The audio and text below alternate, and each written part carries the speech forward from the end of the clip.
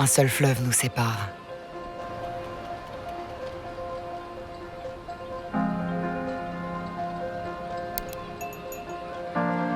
Ici même, où nos phares se regardent depuis toujours.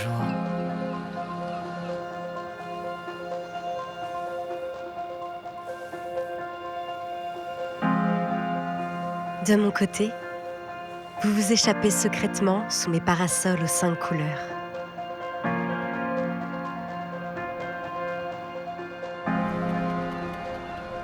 Et sur ma rive, vous devinez le murmure de mon sable, piégé sous les serviettes.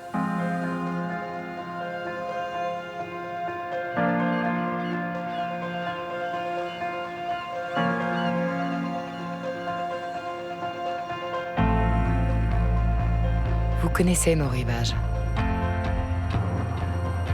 Mais connaissez-vous notre histoire ?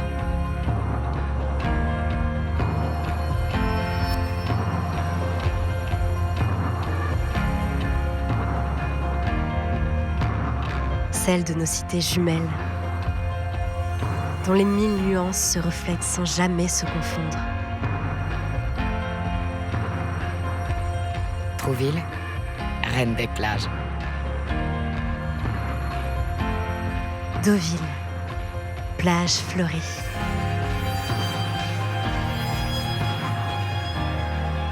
Vous nous pensez rivales. Vous nous dites sœurs ennemies.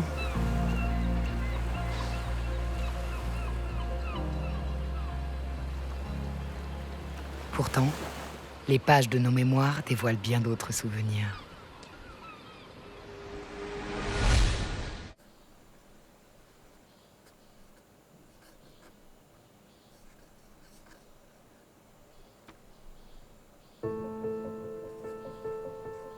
« 1825. C'est ici que tout commence. Je ne suis alors qu'un murmure, une terre anonyme. Trouville.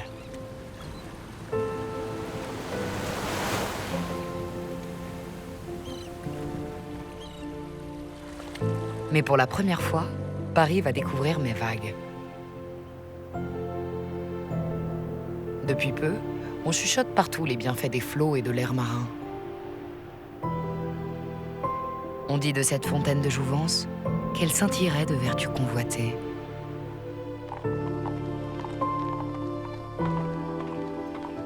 J'entends soudain le pas pressé de l'aristocratie, impatiente de se pâmer dans l'onde.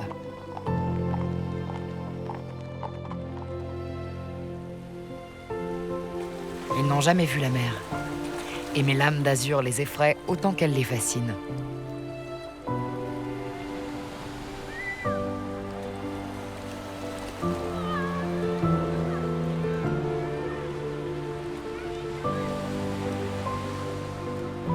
Mon sable d'or détonne avec les galettes de mes voisines normandes.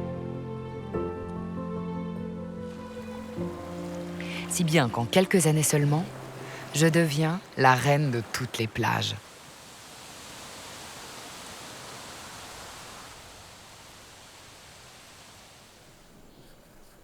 Mon éclat est tel qu'au milieu du siècle, je me sens à l'étroit. Mon maire, le baron Nicolas Clary, envisage déjà d'étendre mes contours. Et de l'autre côté du fleuve, il est une terre brute et sauvage qui n'attend qu'à être conquise. Je me projette déjà de l'autre côté de la Touques, étirer ma cité sur ses 160 hectares de marais. Mais mes rêves d'extension vont voler en éclats. Trahi par l'un des miens, l'homme à la tête du salon de mon casino, Joseph Olif.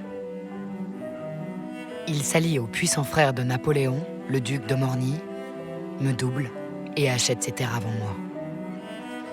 Ensemble, ils nourrissent un plan qui changera à jamais mon destin. Faire jaillir du sable une cité rivale.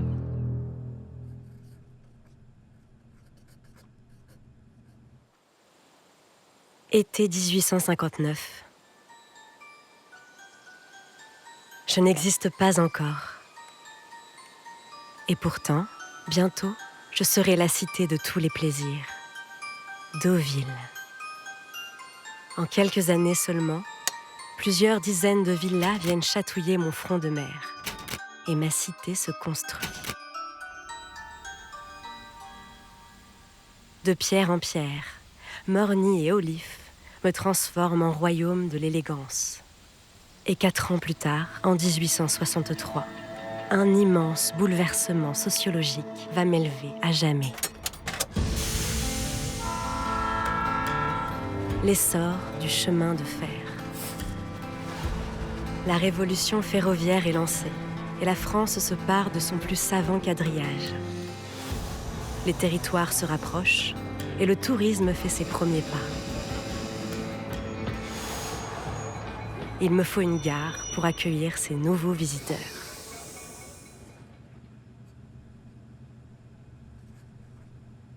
Deauville est née, juste là, sous mes yeux.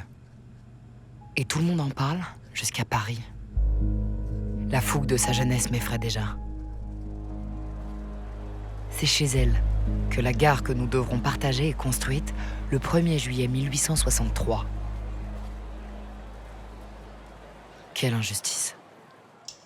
Hier, à 3 jours de carrosse, Deauville n'est plus qu'à 5 heures de Paris. Les premiers contours de notre rivalité se dessinent. Mon inquiétude monte. L'horloge sonne 7h20 du matin. Un train express vient de quitter la capitale. Nous sommes le dimanche 14 août 1864. Dans le secret des wagons, l'aristocratie parisienne se languit d'arriver à destination. Car ce jour-là, je m'apprête à ouvrir les portes de ce qui sera à jamais ma pièce maîtresse.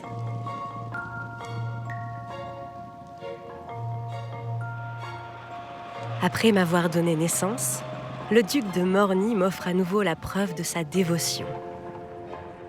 Le plus bel hippodrome du pays.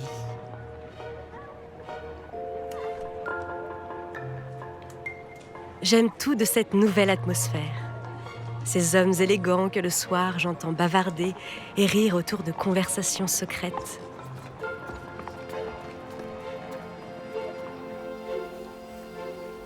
Me voilà convoitée, admirée.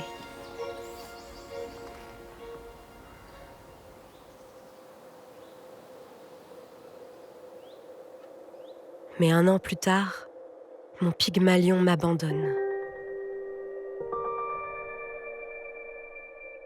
Le 10 mars 1865, le duc de Morny s'éteint à Paris.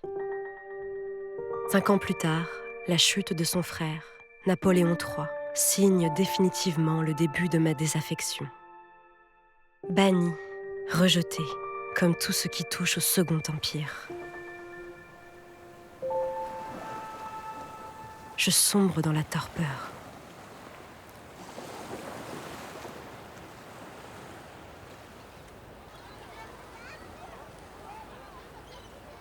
Les regards se portent à nouveau sur mon front de mer. Deauville est peut-être la plus proche de Paris, mais la plus loin de la mer. Et c'est chez moi qu'accourent à nouveau les estivants. Chaque jour, ils s'engouffrent par centaines derrière les portes secrètes de mon casino. Et le soir venu, je les entends s'émerveiller devant mes pièces de théâtre, mes bals et mes opérettes.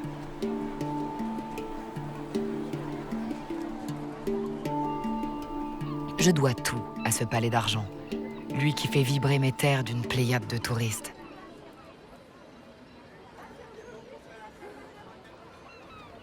Pourtant, au fond de moi, l'inquiétude continue de me ronger. Au mois de juin 1908, les rumeurs chuchotent que Deauville, elle aussi, voudrait se doter d'un casino. Je suis prête à tout pour l'en empêcher et m'éviter toute concurrence. Et même à lui verser 1/3 de mes bénéfices s'il le faut. Je lui fais une offre qu'elle ne peut refuser, tant je la sais à bout de souffle. La note est salée, mais à ce prix, les jeux d'argent seront proscrits sur ces terres pendant 4 ans. Juste le temps qu'il me faut pour faire de mon casino l'édifice le plus convoité de France. 1910. La folle saison d'été va bientôt prendre fin et les vacanciers regagnent doucement leur pénate.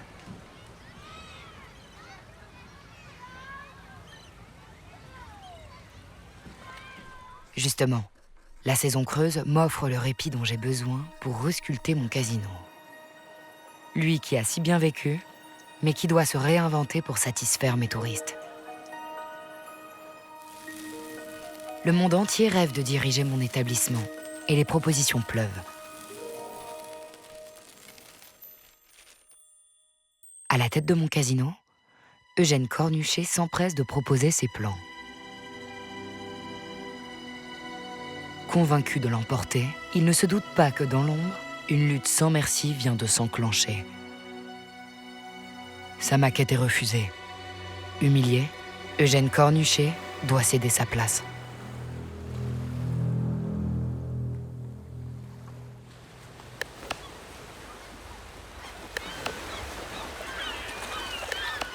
Je me rappellerai toujours d'Eugène Cornuchet, sillonnant la plage, le regard amer. Ce jour-là, alors que son regard balaie l'horizon, mes rivages endormis lui soufflent une idée folle. Il tient sa revanche. Franchir le pont qui me sépare de Trouville et venir me ressusciter. Son ambition, bâtir chez moi le casino le plus luxueux du pays. Sa vengeance tombe à point nommé. Dans 2 ans à peine, l'accord que j'ai conclu avec Trouville arrivera à son terme. Nous plongeons, ma sœur et moi, à l'aune d'un duel endiablé. La guerre des casinos. C'est ici que tout va basculer.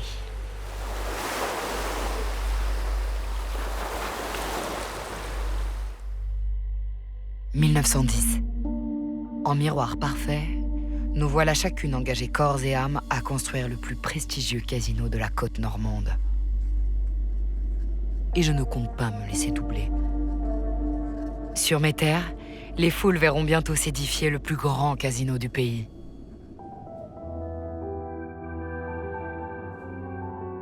« 6500 mètres carrés ornés d'un style colonial.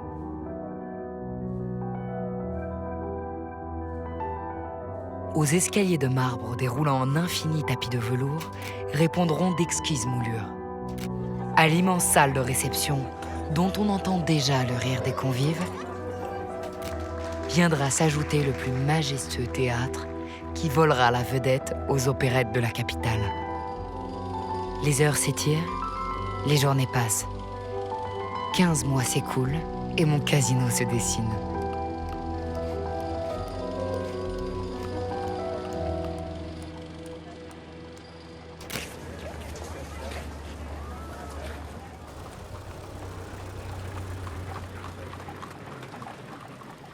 1912. Depuis mes rivages, j'épie secrètement les plans de ma voisine. L'immensité de son palais blanc, ses contours parfaits, elle qui partage une longue histoire d'amour avec les jeux d'argent. Je suis inquiète. Mais heureusement, je peux compter sur mon savant visionnaire. Eugène Cornuchet a un plan. Son dessein est audacieux, conjugué casino, hôtel de luxe et installation sportive. Il espère ainsi m'élever en lieu de villégiature incontournable. Je vois déjà arriver les foules, impatientes d'épier mes courses hippiques. Et les femmes défiler leurs plus précieuses toilettes devant mes édifices. Et à quelques pas seulement de mon imminent palais d'argent, mes terres voient s'édifier le 1er juillet 1912 le luxueux hôtel Normandie. dont la splendeur des chambres invitera les impétueux joueurs de mon casino. Quadrillé de murs à colombages, la presse ne tarde pas à le qualifier de « plus bel hôtel du monde ». Comme un tapis rouge, déroulé spécialement pour mon casino. Une poignée de jours va séparer l'inauguration de nos chefs-d'œuvre respectifs. Mais une seule pourra scintiller de 1000 feux.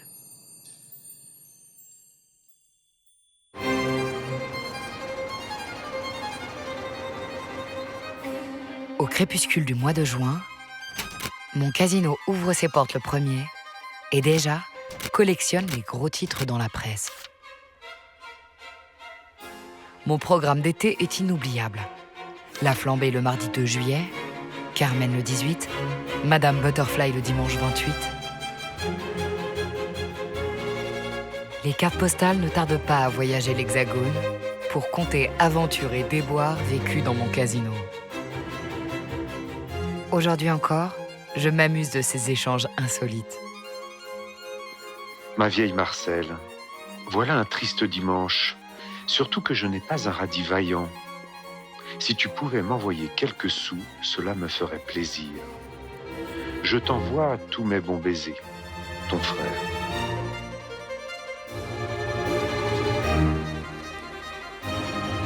Me voilà pourvu d'un somptueux joyau, d'où la vue s'étend jusqu'au Havre. Paris et son peuple ne sont plus qu'à 2h43 de mes rivages. Voyageant au fil du Deauville Express, fabuleux trait d'union entre terre et mer. L'été fait scintiller ma plage et le sable saupoudre d'or les ombrelles de l'aristocratie. Je les observe avec tendresse, papillonner dans mes vagues, loin de s'imaginer qu'au bout de ma plage, mon casino s'élève. Tutoyant le front de mer, mon palais d'argent sort du sable, sculpté à l'image du Trianon de Versailles.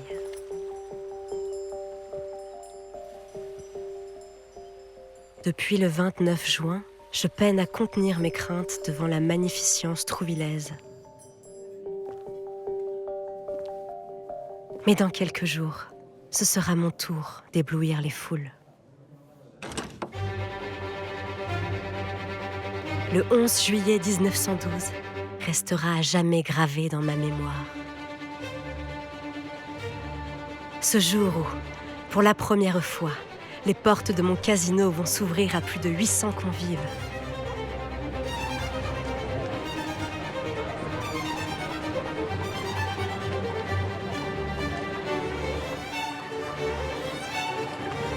Je n'oublierai jamais cette chaude journée d'été, bercée par les conversations anonymes du tout Paris.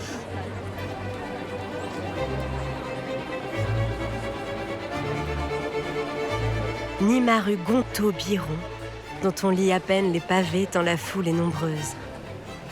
Ce matin, j'y ai même surpris Mistinguette, qui se faisait une joie de m'arroser avec de l'eau de Seltz. Si le casino est un divertissement, Cornuchet en a fait un lieu de brassage et de confluence, au carrefour du prestige et du luxe. Chaque soir, j'y entends le claquement de talons des jeunes filles à marier, foulant le vaste parquet de bal, où l'on dansera plus tard le foxtrot ou la rumba. S'affrontant au mystère du tapis vert, les joueurs se partagent les droits de la grande salle. Et lorsque le théâtre s'illumine, je m'enchante toujours de délicieux spectacles. La beauté des ballets russes me fait voyager. Eugène Cornuchet ne s'en doute pas encore, mais il vient d'impulser le plus grand tournant de mon histoire. Voilà que le prestige de Trouville s'est effacé dans la nuit, oublié par ceux-là même pour qui elle était l'épicentre. Me voilà soudain invisible. Que la gloire est éphémère et furtive. Cornuchet ne m'a pas seulement dérobé mon honneur, il s'est emparé de ma clientèle. Elle, pourtant si fidèle, m'a abandonné. Chaque soir, j'entends le pas pressé de mes joueurs, accourant à la fête de l'autre côté de la Touques. Comment, d'un simple marais, ma voisine s'est-elle hissée sur ce piédestal? Ses roselières se sont effacées sous ses jardins, ses tennis, son bassin aménagé pour l'accueil des yachts. Un an plus tard, les recettes de nos casinos confirment ma peine. 725 000 francs contre 3 400 000. Dans cette partie de Monopoly, Deauville s'est imposé rue de la Paix et moi, rue de Belleville. Il me faut me relever.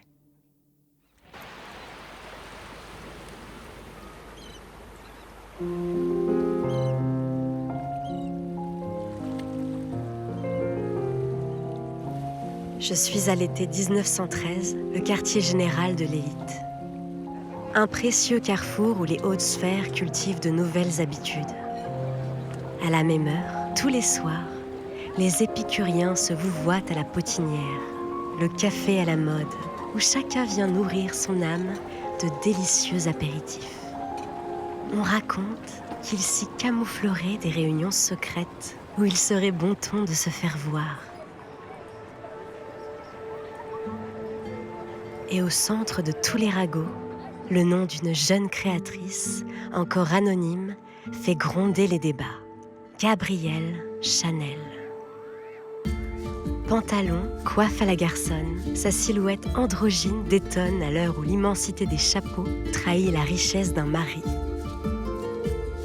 On dit qu'elle est amoureuse d'un certain Boy Capel, riche homme d'affaires qui a fait fortune dans les frettes charbonniers. Je les surprends souvent flâner le long de la plage. Parfois, je l'entends murmurer à l'oreille de Boy qu'elle rêve d'ouvrir une boutique juste ici, chez moi. Et en plein cœur de l'été, Boy Capel lui fait cadeau d'un petit magasin loti juste entre le casino et l'hôtel Normandie. Sans attendre, ses lettres de noblesse sont apposées sur la devanture.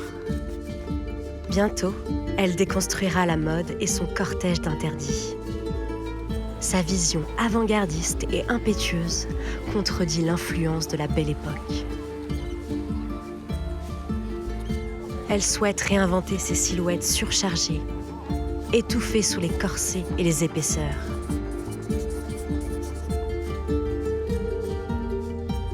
Empruntant les codes masculins pour émanciper la femme, ses créations font scandale. Chanel œuvre pour que les femmes soient plus libres, leurs vêtements plus sobres et enfin adaptés à leurs mouvements et à leur quotidien. J'aime tant la voir s'imprégner de mes paysages, s'inspirer de tous mes détails pour façonner son identité. Qui sait aujourd'hui encore que ce sont les rayures de mes tentes de plage qui lui chuchotent l'idée des marinières.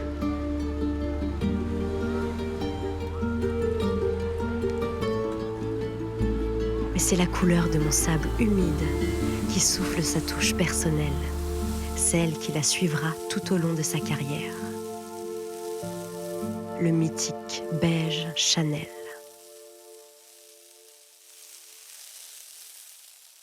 C'est ainsi que chez moi, Gabrielle devient Coco, ouvrant une nouvelle page pour les femmes.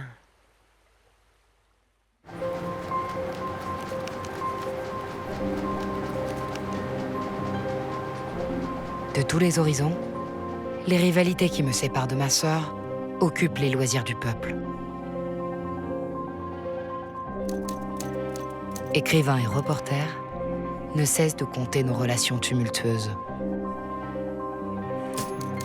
On dit que le ciel lui-même songe à intervenir dans ce combat furieux entre les deux plages ennemies.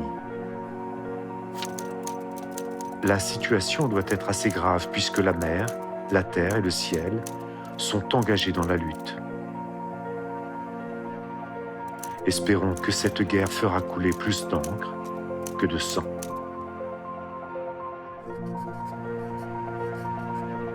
Les journaux ne pensaient pas si bien dire. Demain, la guerre viendra s'emparer de nos lumières. Tout va s'effondrer. Au mois de juillet 1914, mes terres plongent dans la pénombre et l'Europe bascule dans la guerre.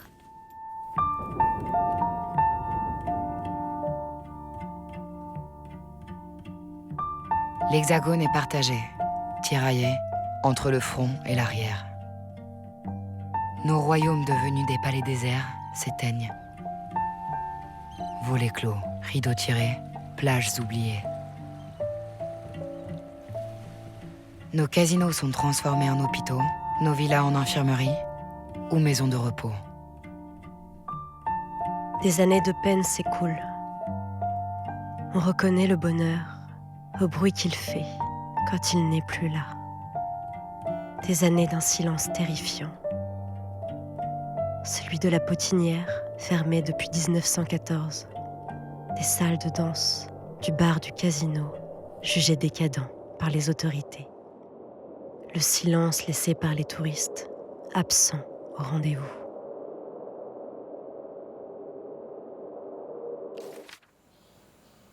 « 1919.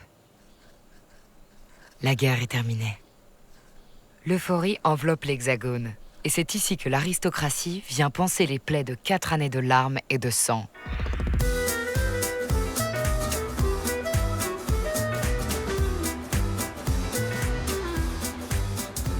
Un nouveau chapitre d'ivresse et d'espoir s'écrit « Les années folles », celles de l'effervescence, du plaisir, de la liberté, de la joie.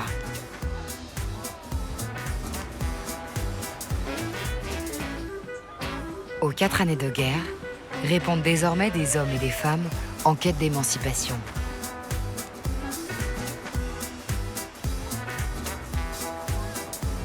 Le culte du corps domine et les costumes de bain s'échancrent.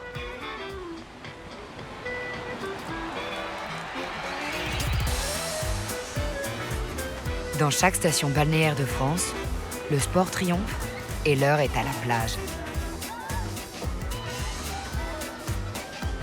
Et sur le sable de Deauville, la caméra de Georges Pouctal capture l'un des premiers films tournés en Normandie, Le Dieu du hasard.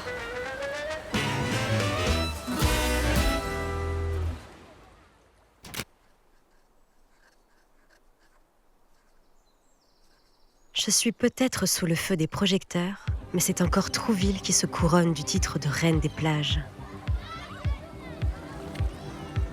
Tout se bouscule sur son sable, où l'on marche sans encombre grâce aux planches qui coiffent son front de mer. L'idée est brillante. Aussi, par une chaude journée de juillet 1924, je dépose à mon tour 643 mètres de bois d'Azobé. L'œuvre d'un savant architecte, Charles Haddad. Le chemin semble infini tant mes planches s'étirent au loin. Les talons des femmes ne sourcillent plus face à mon sable. Je me réjouis de ces claquements endiablés que j'entends sans répit. 1925. Les Parisiens fuient la capitale au volant de leurs Hispanos ou de leurs 5 chevaux. Le week-end motorisé vient de naître. Terminus, Deauville et les planches. Et oui, pour Deauville, c'est la grande époque. Ces quelques dizaines de mètres de promenade sont devenus le forum international des arts, des lettres et du plaisir. Mais ce n'est pas tout. La saveur déjà exquise de mes planches est aussi soulignée d'un trésor. De délicieux bains pompéens où s'épousent les inspirations orientales et le graphisme art déco. Des mosaïques d'une infinie beauté, où se rencontrent toutes les nuances de bleu sans jamais se confondre.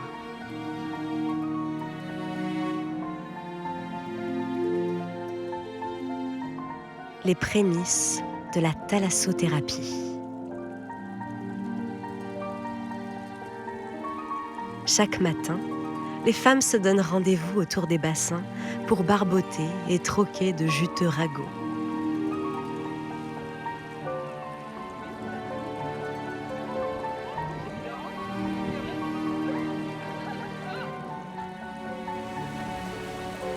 Et lorsque l'horloge sonne l'heure de l'apéritif, chacune se dérobe finalement dans l'intimité de mes cabines de plage.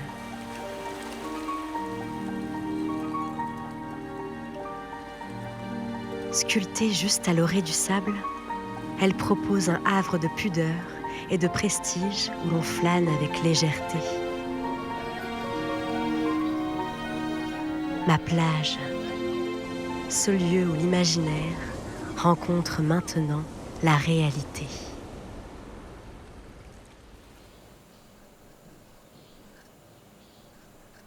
De l'autre côté de la Touques, j'épouse les bras de Morphée. Ma plage vibre encore sous les serviettes, mais les bains pompéiens de ma sœur me font de l'ombre.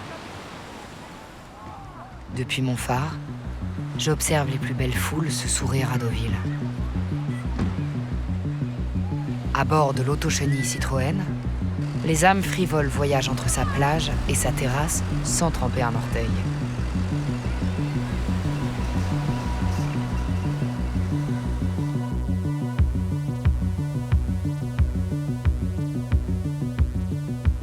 On raconte d'ailleurs que chaque soir, dans son casino, l'industriel André Citroën jouerait l'entièreté de sa fortune face à l'armateur grec Zographos.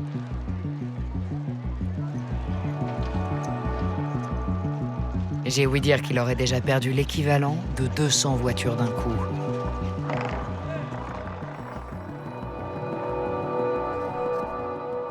L'ivresse et la fougue d'un temps bientôt révolu. Car demain, l'homme à la tête de son casino s'éteindra à son tour.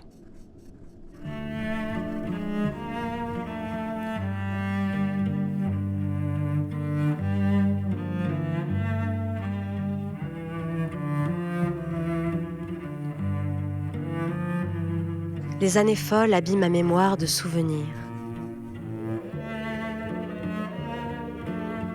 Et à certains souvenirs, leur peine.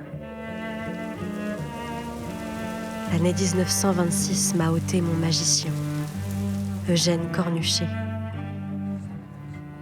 mon plus précieux allié. C'est François André, le fondateur de l'Empire Barrière, qui va hériter de ses pouvoirs. Ce puissant entrepreneur va faire fleurir ma terrasse de l'inégalable Bar du Soleil.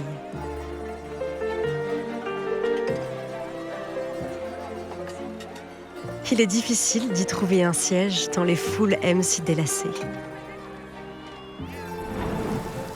Comme Robert Capa aimait à l'appeler, un café au nom de la denrée la plus rare de Deauville, le soleil. À l'aube des années 30, c'est un tout autre monde qui s'invente.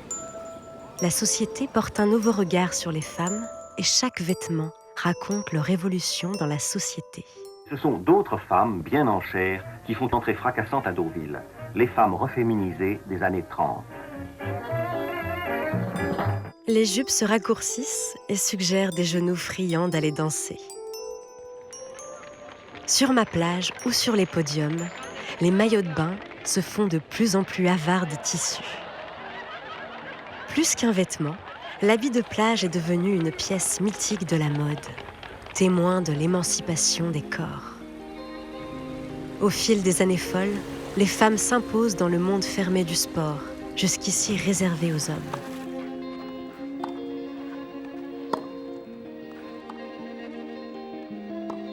Je suis si fière de les voir conquérir mes vagues, mes tennis, mes greens. Nulle part ailleurs en France, les sports ne sont si convoités. Mon hippodrome galvanise les foules. Tour à tour, joueurs ou spectateurs, les plus hautes sphères se défient et se côtoient.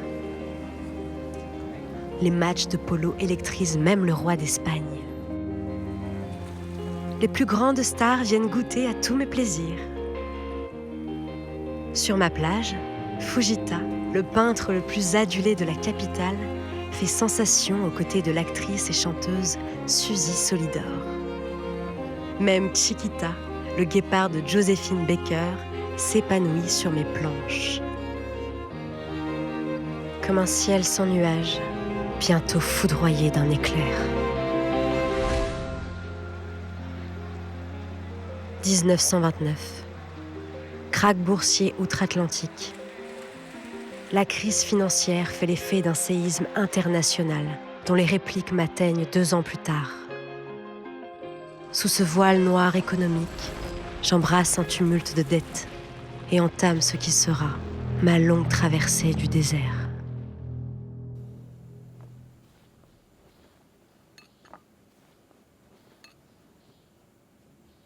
On dit parfois que 2 cités voisines ne peuvent vibrer simultanément.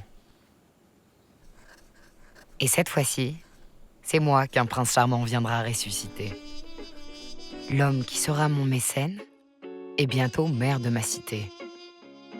Fernand Moureau, le fondateur de la marque Suze. À ses yeux, je suis l'écrin de velours dont il manque juste la perle. Il sait que Deauville doit sa gloire à ses hôtels, son casino et ses soirées mondaines. Aussi, il sait qu'il doit me doter d'une nouvelle identité qui n'appartient qu'à moi.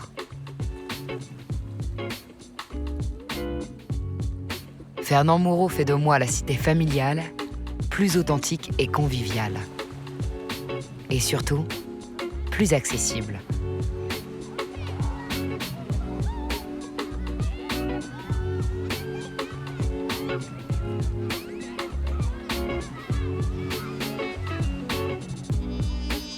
Il va réveiller mon âme de port de pêche normand. L'esprit d'un village où l'on se sent chez soi.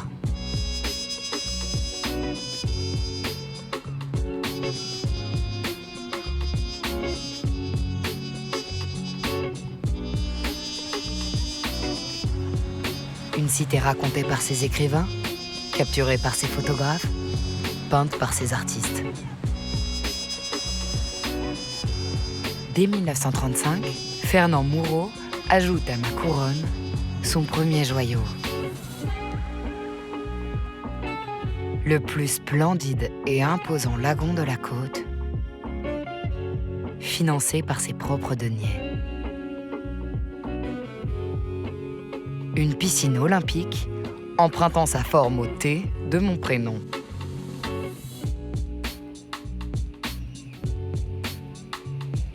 Comme un pendentif sur mon collier de sable. On ne parle plus que d'elle, et les foules l'appellent d'ailleurs la piscine bleue. Alors que l'Allemagne se prépare à recevoir les Jeux Olympiques, mes athlètes s'y entraînent à l'exercice du plongeon.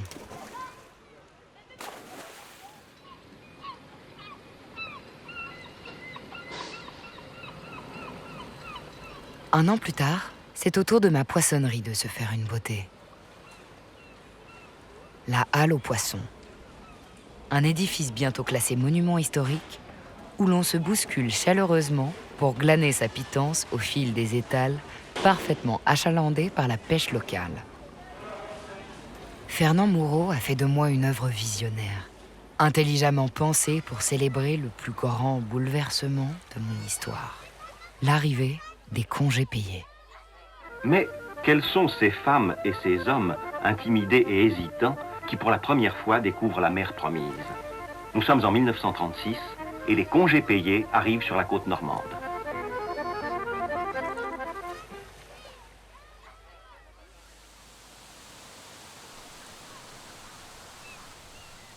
Déposés par le train, des milliers de nouveaux vacanciers s'empressent de venir flirter avec moi.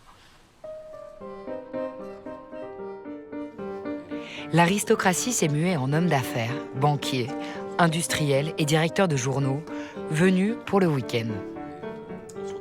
Aux femmes venues flâner tout l'été, s'ajoutent désormais des hommes, flirtant au rythme d'un ping-pong acharné entre la capitale et la côte.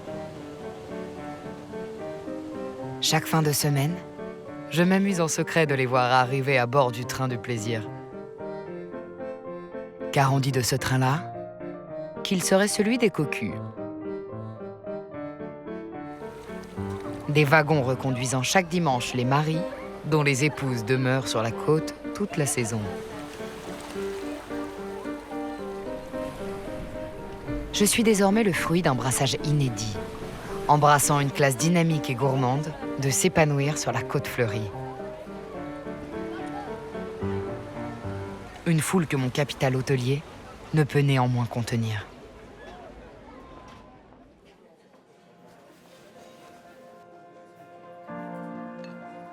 Il me faut poser de nouvelles pierres, élever des façades, couvrir mes toits.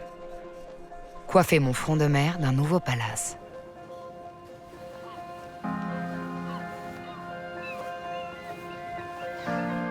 S'élève ainsi sur ma terrasse le plus envoûtant des hôtels.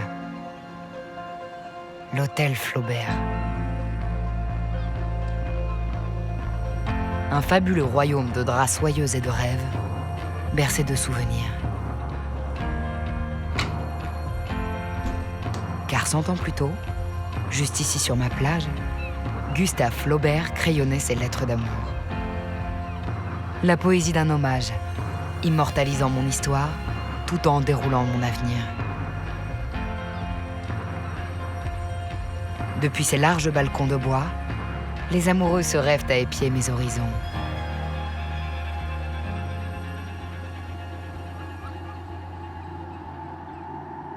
Mais dans quelques mois, tout sera détruit. Un drôle de vent souffle à présent sur les planches désertes. 1940. Pour 4 années, Deauville s'endort. Les cicatrices de la Der des Der sont encore douloureuses, que l'heure allemande s'impose dans la France entière. Loin de nous la saveur et le piment des années folles. Envolés les rires et le doux son des vagues venus chatouiller les vacanciers. Hôtels et villas sont réquisitionnés par les forces d'occupation, où collabos et officiers vont festoyer avec ostentation pendant 4 ans. Plus tard, j'apprendrai que même le nom de Gabrielle Chanel aurait sa part d'ombre. En 1942, le mur de l'Atlantique entame sa construction en vue de repousser tout éventuel débarquement. Bombardements et destruction s'ajoutent à la peine. Notre trait d'union est pulvérisé, détruit. Nos cités devenues impénétrables, contrôlées par les bunkers de l'armée nazie.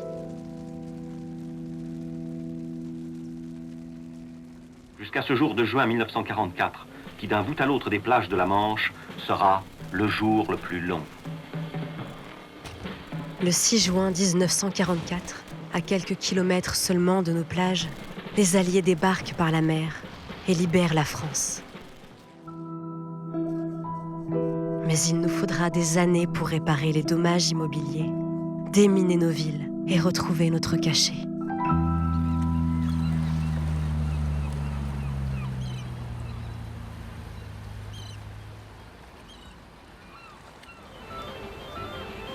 « 1947, la vie renaît. Le vieux témoin est toujours là pour retrouver cette foule cosmopolite qui de nouveau martèle les planches, pour s'émerveiller de la mode nouvelle, le new look de Dior, jupons et crinolines.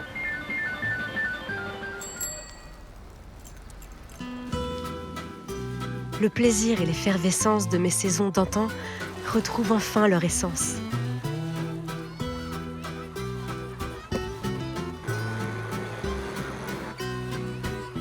Je suis à nouveau bercée de rires, de danse et de baisers. Pendant ce temps, le Doutreauville s'est préoccupé de désigner parmi 15 musculatures avantageuses celle qui vaudrait à son possesseur le titre de plus belle athlète de France. Discobol, Apollon du Belvédère, penseur de Rodin, il y en eut pour tous les goûts, car les culturistes sont cultivés. Et c'est finalement un certain Monsieur Leclerc qui décrocha ce Grand Prix du muscle.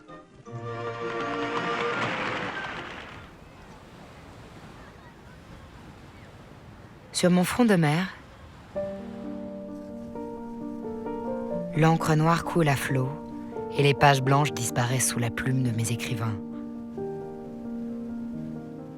Parfois, quand je longe l'hôtel des Roches Noires, j'entends le bruit d'un épais papier froissé sous la plume de Marguerite Duras. Depuis 1963, l'écrivaine occupe l'appartement numéro 105. Elle ne résiste jamais à descendre sur ma plage, qu'elle parcourt parfois des heures durant. Le soir venu, elle s'installe à la table numéro 309 de la brasserie Le Central, ma terrasse la plus convoitée. Les serveurs racontent qu'elle prendrait ses notes sur sa nappe en savourant ses huîtres. Elle m'aime tant. Chaque fois qu'elle quitte mes rivages, elle avoue perdre un peu de lumière. Elle demande même parfois qu'on la nomme Marguerite Duras de Trouville. Je savais qu'un jour les plus belles plumes écriraient sur moi, que je serais leur muse, leur confidente. J'éprouve tant d'admiration pour tous mes artistes, qu'ils soient peintres comme Boudin, Hambourg ou Mosin, ou écrivains comme Maupassant, Proust ou Flaubert. Tous m'ont fait grandir, vibrer et m'épanouir. Alors qu'importe, que de l'autre côté de la touque, ma sœur s'éveille elle aussi. Je réalise doucement que cette rivalité n'en est pas une.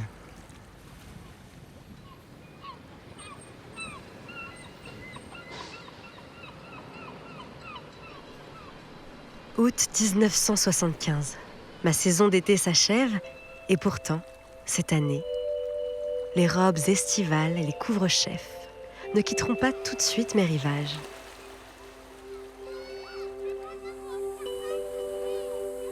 Les espadrilles et souliers de coton fouleront mes planches pour quelques jours encore, attirés par le feu des projecteurs hollywoodiens. Deauville à l'américaine, boutique, drapeau, exposition, accent dans les rues et surtout, ouvert officiellement depuis ce midi par le maire de Deauville, Michel Dornano, ministre de l'Industrie et de la Recherche, le premier festival du cinéma américain. La volonté de mon maire et de Lucien Barrière, cristallisée par le savoir-faire de deux hommes. Le publicitaire Lionel Chouchan et le journaliste André Alimi. Combien de films présentés ici à Deauville en 5 jours et en 5 nuits? Il y en a presque une cinquantaine. C'est pas un peu énorme? Si, c'est beaucoup, mais disons que ça correspond à l'idée de ce qu'on voulait faire. 500 fauteuils de velours scellent mon histoire d'amour avec le cinéma. Bientôt, les cheveux bouclés d'Olivia Newton-John et la gomina de John Travolta me rendront visite pour célébrer le film Grease. Dorénavant, tout le gratin d'Hollywood se pressera pour être présent à ce grand événement qui n'aura, dès lors, plus rien à envier aux autres festivals. Dès 1987, les lys qui bordent ma promenade s'habillent des plus belles lettres.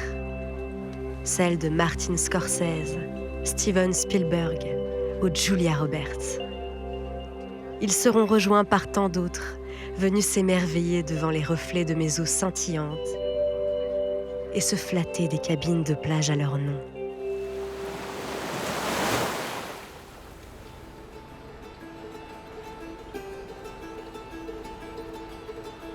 J'ai fêté cette année mes 163 ans.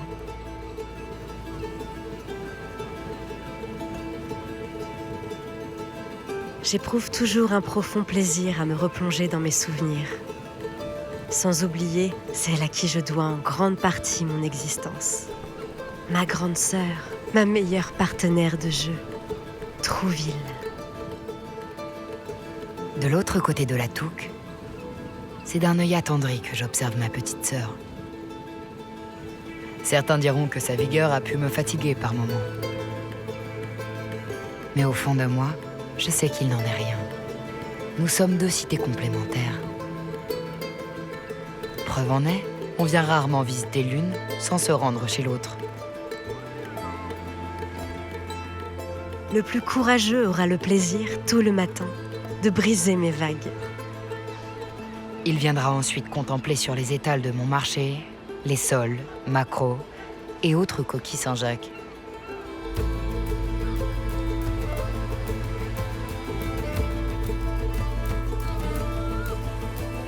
Plus tard, dans les douces et tièdes heures de l'après-midi, il caressera du regard mon horizon, en se demandant peut-être si quelqu'un le regarde, au loin, tout au loin, de l'autre côté de la mer.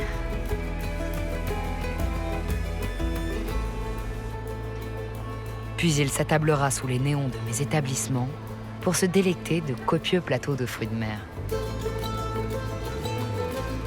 Repu par tant de bonne chair, il traversera à pas chaloupé le pont des Belges.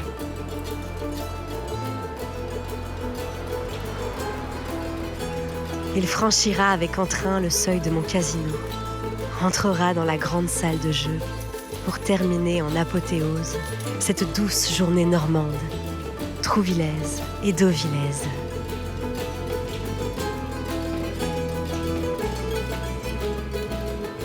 Nous tissons ensemble le fil de notre histoire commune.